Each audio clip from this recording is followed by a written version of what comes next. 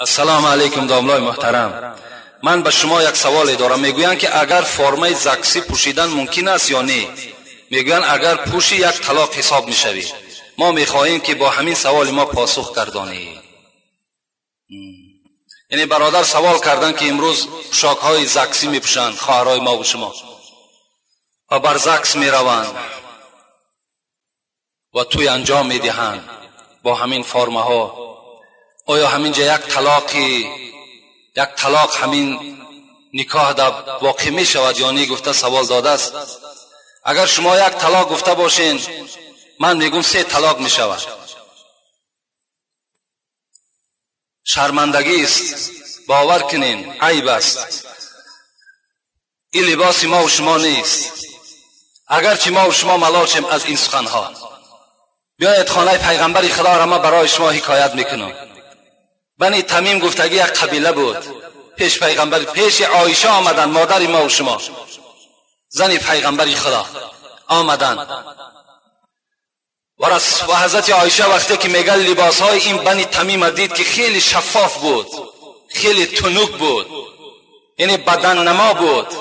میگه حالت حضرت خیلی تغییر یافت و گفت این کنتون مؤمنات فلیس هذا بالثياب المؤمنات. ای مادرای عزیز، گفت اگر شما دعوا کنین که ما مسلمان هستیم، ما مؤمن هستیم، این لباسی که شما در بر کردین این نشانه مؤمنی و مسلمانی شما را نشان نمیدهد.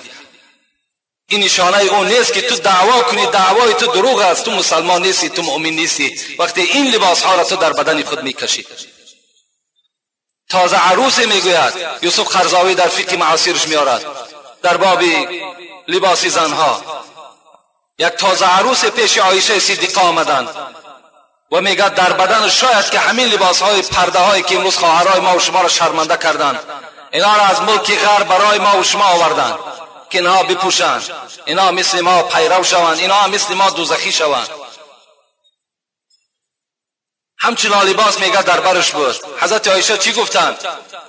حضرت عایشه گفتند لم تؤمن بصورت نور امرأة تلبس هذا.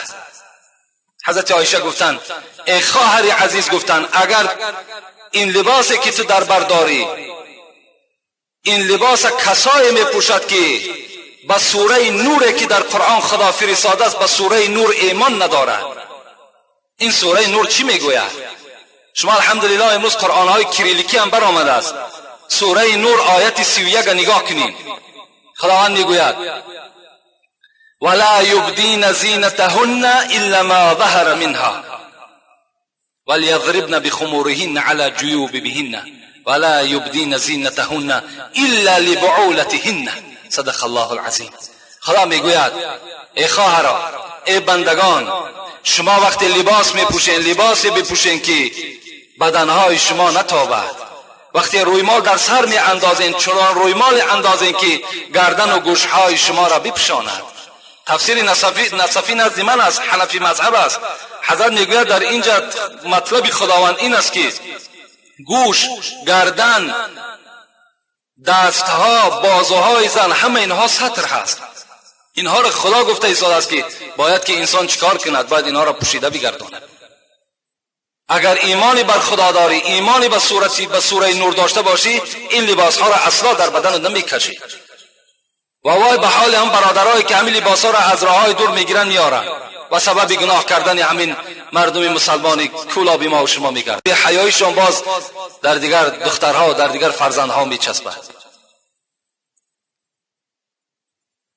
اینا را نپوشین، اینا را کاری که در خواهر اپاتون اجازت نتین اگر سخن شما در خانه تاثیر داشته باشد.